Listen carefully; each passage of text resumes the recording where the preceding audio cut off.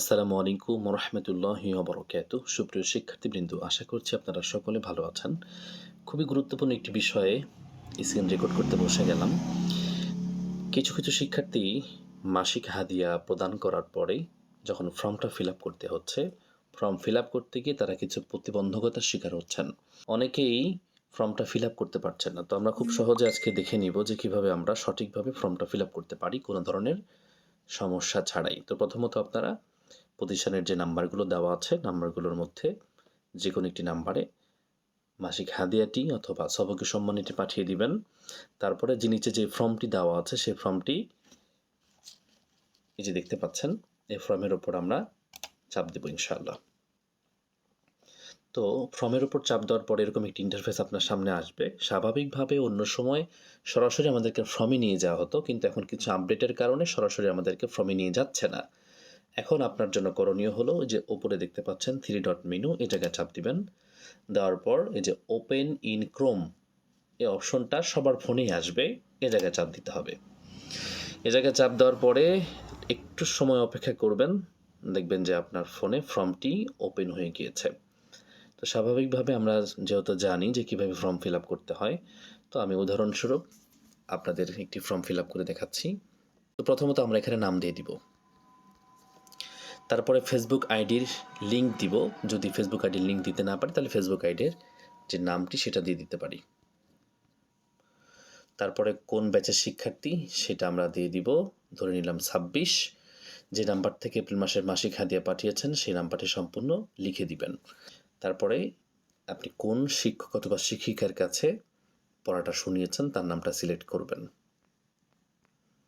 তারপরে ব্যক্তিগত mobile number, যদি আপনি সামনের মাসে নতুন মাসে কোনো শিক্ষক শিক্ষিকা পরিবর্তন করতে চান সেক্ষেত্রে লিখে দিবেন যে হ্যাঁ পরিবর্তন করতে চাই, যদি না চান সেক্ষেত্রে লিখে দিবেন যে না। পেশা লিখবেন, প্র্যাকটিস ক্লাসে কোন সময় জয়েন করতেন সেটা লিখবেন। এখানে অনেকে ভুল করে ফেলে, ধরে নেন 9টায় হয় যুক্ত করে শুধু 9 লিখে দেয়, তারপরে এ জায়গায় 20 লিখে দেয়। অনেক সময় এটা হতে চায় না, এই জন্য লিখবেন 09, ঠিক আছে? যদি 9টায় হয়, 7টায় হয়, 6টায় হয় তাহলে লিখবেন 09, 06, 07। আর যদি 10টায় হয় সেক্ষেত্রে তাহলে 2টা সংখ্যাইতে হচ্ছে, তারপরে 2টা শূন্য দিবেন। তারপরে AM অথবা PM এটা সিলেক্ট করে দিবেন। হোয়াটসঅ্যাপ নাম্বার যদি থাকে তাহলে দিবেন।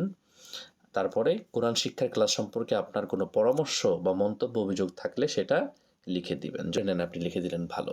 এরপরে খুবই গুরুত্বপূর্ণ যে ব্যাপার সেটা হলো, আপনি যে মাসিক হাদিয়াটি পাঠালেন এটার তো অবশ্যই একটা স্ক্রিনশট রয়েছে, তাহলে আপনি এই ফর্মের মধ্যেই আপলোড করে দিতে পারবেন। বিষয়টা হচ্ছে এরকম যে আপনি যে হাদিয়াটি পাঠিয়ে দিলেন বিকাশ থেকে হোক নগদ থেকে হোক, এটার অবশ্যই একটা স্ক্রিনশট আপনার ফোনে আছে। তো এই স্ক্রিনশটটা এবার আপনি এ জায়গায় আপলোড করে দিবেন। কিভাবে আপলোড করবেন লক্ষ্য করে দেখেন যে অ্যাড ফাইল নামে যে অপশনটি আছে এ জায়গায় আপনি চাপ দিবেন। চাপ দেওয়ার পরে এরকম একটি অপশন আসবে। অপশন আসার পরে আপনি যে ব্রাউজ লেখা আছে এখানে চাপ দিবেন। দেওয়ার পরে অনেকগুলো অপশন আসবে, এখান থেকে ফটোস অ্যান্ড ভিডিওস এই অপশনটায় চাপ দিবেন। একটু অপেক্ষা করতে হতে পারে।